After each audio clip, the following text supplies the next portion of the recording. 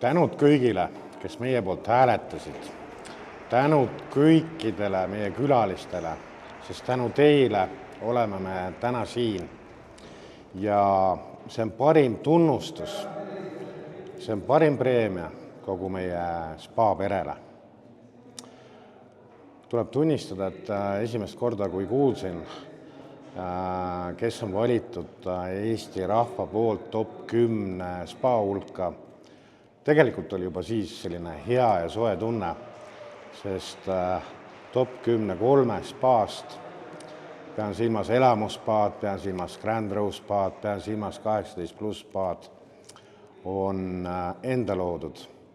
Ja mis siin salata, Vaagenkülli tublid eestvedajad, tublid Laurid, Maris olid kunagi minu töötajad ja eks ma mingil moel olin mentor ja mul oli väga hea meel koos nendega konkureerida, aga tegelikult ma tahaks tänada kõiki konkurente, sest me tegelikult siin väikeses Eestis ajame kõik ühte asja.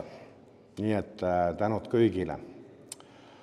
Aga mis meie teenindussektoris on põhiline, on tegelikult see, et 4 asja peavad kokku saama. See on külaliskeskkond.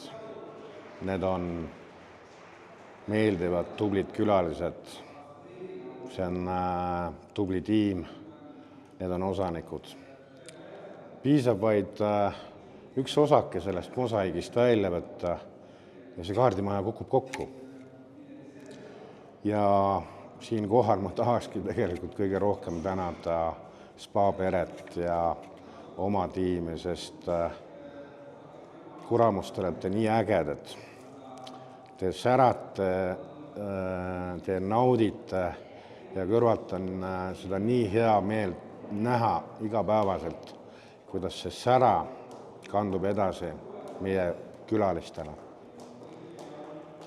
Otse loomulikult tahaks tänada ja kasutada seda momenti, et tänada kõiki meie püsikliente, sest tänu teile me eksisteerime. Veel kord suured tänud teile. Aga et mitte niisama lõpetada, eks mul on siin üks krutski üllatusmoment ka. Nimelt elamusspa, elamuspõuling, elamuspubi. Meil on oma avapidu. Te olete kõik teretulnud alates kella 8.